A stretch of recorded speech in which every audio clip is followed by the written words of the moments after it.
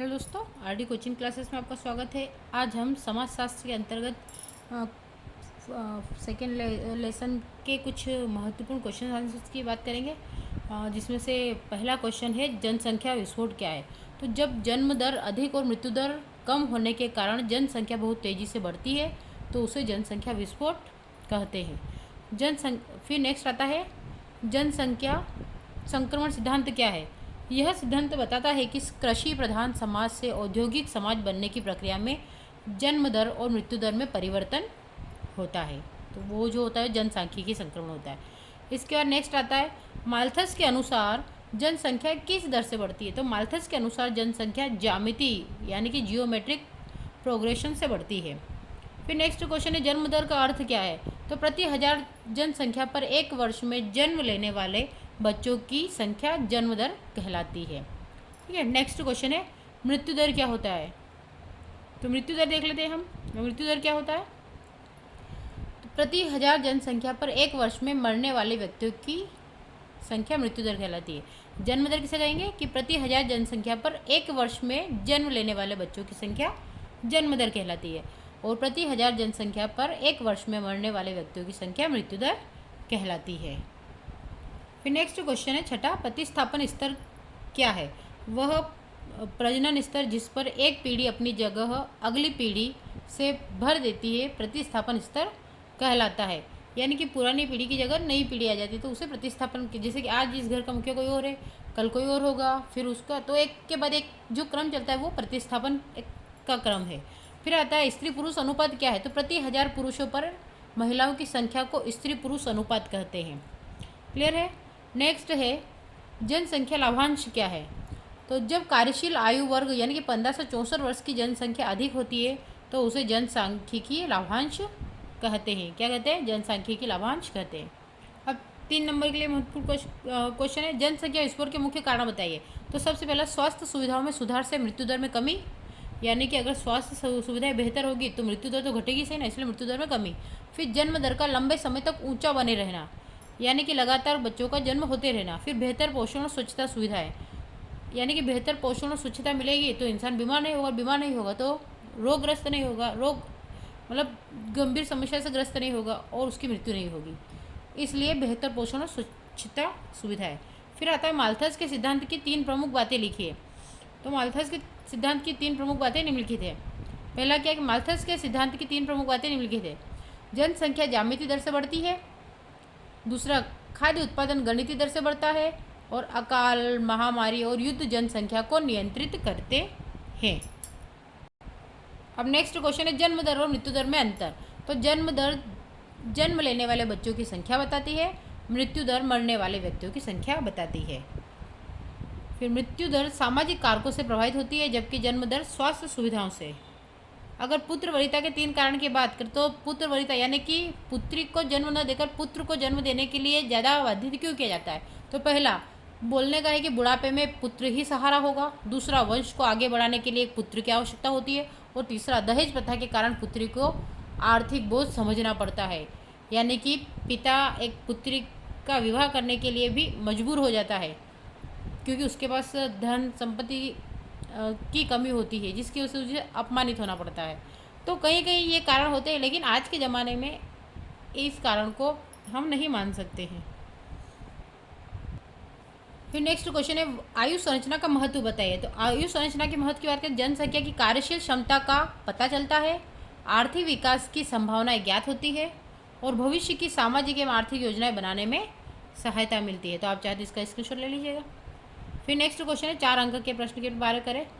तो जनसंख्या संक्रमण सिद्धांत की व्याख्या।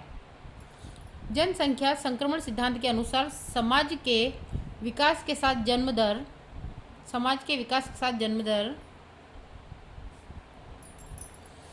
जनसंख्या संक्रमण सिद्धांत के अनुसार समाज के विकास के साथ जन्म दर और मृत्यु दर में परिवर्तन होता है और प्रारंभिक अवस्था में दोनों दरें ऊंची होती है। मध्य अवस्था में मृत्यु दर तेजी से घटती है लेकिन जन्म दर ऊंची रहती है, जिससे जनसंख्या तेजी से बढ़ती है। अंतिम अवस्था में जन्म दर भी कम हो जाती है और जनसंख्या वृद्धि दर स्थिर हो जाती है।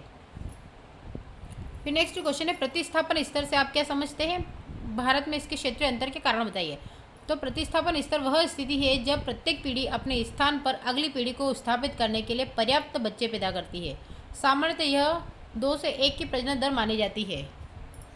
और क्षेत्रीय कारण की बात करें तो सबसे पहला साक्षरता में अंतर होता है, स्वास्थ्य सुविधाओं की उपलब्धता, परिवार नियोजन के प्रति जागरूकता और सामाजिक एवं सांस्कृतिक मान्यताएं। फिर नेक्स्ट क्वेश्चन आता है स्त्री पुरुष अनुपात में गिरावट के निहितार्थ तथा इसके कारणों का वर्णन कीजिए।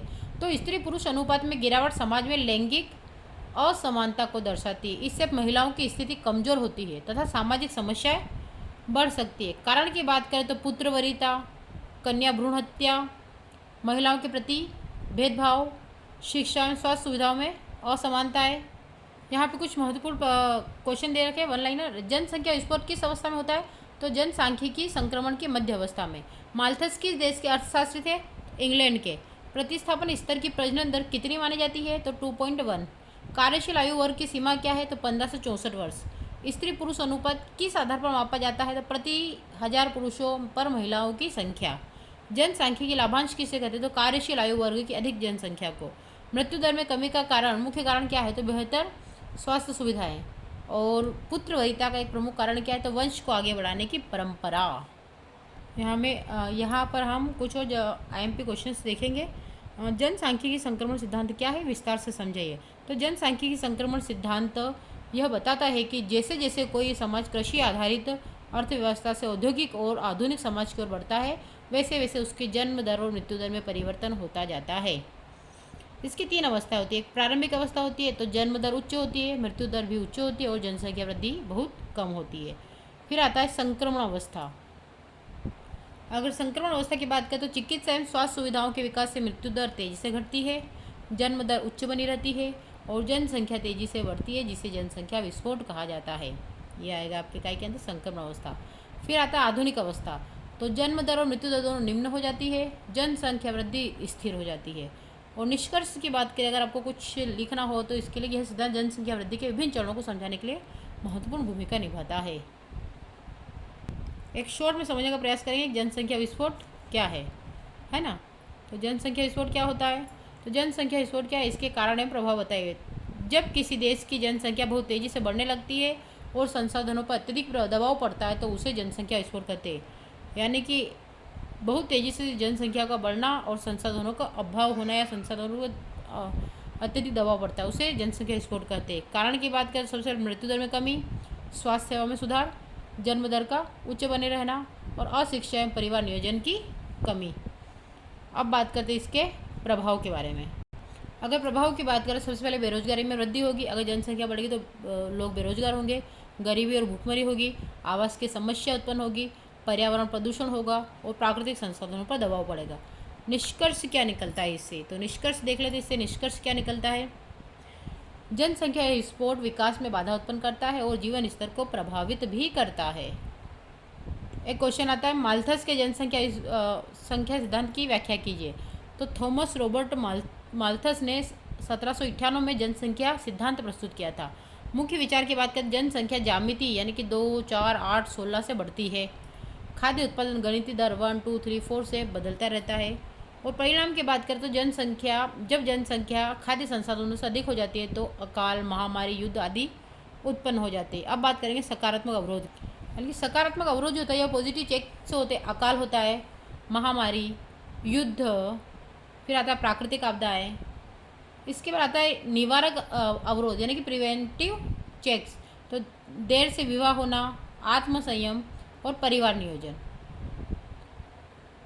फिर आता है आलोचनाएं। तो तकनीकी विकास से खाद्य उत्पादन बढ़ा है और माल्थस की भविष्यवाणी पूरी तरह सही सिद्ध नहीं हुई है। अब यहाँ पे एक अंतर दिया गया है, जन्म दर और मृत्यु दर में अंतर स्पष्ट कीजिए। तो जन्म दर मृत्यु दर में सबसे पहले देखते हैं जन्म दर। ठीक है, जन्म दर क्या होती है? तो प्रति 1000 जनसंख्या पर जन्म लेने वाले बच्चों की संख्या जन्म दर कहलाती है और प्रति 1000 जनसंख्या पर मरने वाले व्यक्तियों की संख्या मृत्यु दर कहलाती है। क्लियर है? फिर आता है सामाजिक और सांस्कृतिक कारकों से प्रभावित और स्वास्थ्य एवं चिकित्सा से प्रभावित। फिर आता है धीरे धीरे कम होती है और अपेक्षाकृत कम होती है। तो ये आ गए मृत्यु दर और जन्म दर। फिर नेक्स्ट क्वेश्चन है, आयु संरचना क्या है, इसके महत्व को समझाइए। तो किसी देश की जनसंख्या में विभिन्न आयु वर्गों के लोगों का अनुपात आयु संरचना कहलाता है।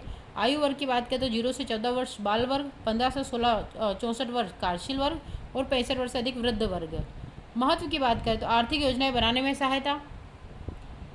दूसरा आता है रोजगार की स्थिति का आकलन, शिक्षा एवं स्वास्थ्य नीतियों का निर्माण करना और जनसांख्यिकी लाभांश का पता चलता है। अब हम बोले जनसांख्यिकी लाभांश का पता चलता है, जनसांख्यिकी होता क्या है? तो जब कार्यशील आयु वर्ग की जनसंख्या अधिक होती है और देश की आर्थिक प्रगति की संभावना बढ़ जाती है, इसे बोलते हैं जनसांख्यिकी लाभांश। स्त्री पुरुष के अनुपात क्या है भारत में, इसकी निम्न होने के कारण बताइए। तो प्रति 1000 पुरुषों पर महिलाओं की संख्या को स्त्री पुरुष अनुपात कहते हैं। निम्न स्त्री पुरुष अनुपात के कारण पुत्र वरीयता, कन्या भ्रूण हत्या, महिलाओं के प्रति भेदभाव, शिक्षा की कमी और दहेज प्रथा, ये कुछ कुरीतियाँ हैं जिसकी वजह से भी स्त्री पुरुष अनुपात घटा और बढ़ता है। फिर हम बात करते हैं लैंगिक असंतुलनता या महिलाओं के विरुद्ध अपराधों में वृद्धि और सामाजिक स्थिरता। नेक्स्ट क्वेश्चन आता है पुत्र वरीयता क्या है, इसके कारण एवं प्रभाव बताइए। पुत्र वरीयता क्या है, इसके कारण और प्रभाव बताइए। तो पुत्र वरीयता देख लेते हैं। पुत्र को पुत्री की अपेक्षा अधिक महत्व देने की प्रवृत्ति को पुत्र वरीयता कहते हैं। कारण की बात करें तो वंश चलाने की परंपरा, वृद्धावस्था का सहारा और धार्मिक मान्यताएं। और चौथा है दहेज प्रथा।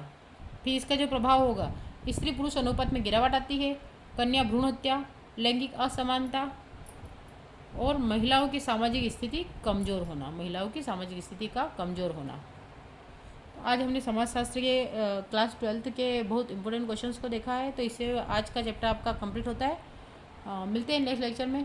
तब तक के लिए आप मेरे चैनल को लाइक करें, शेयर करें, अधिक से अधिक सब्सक्राइब करें। Thank you for watching.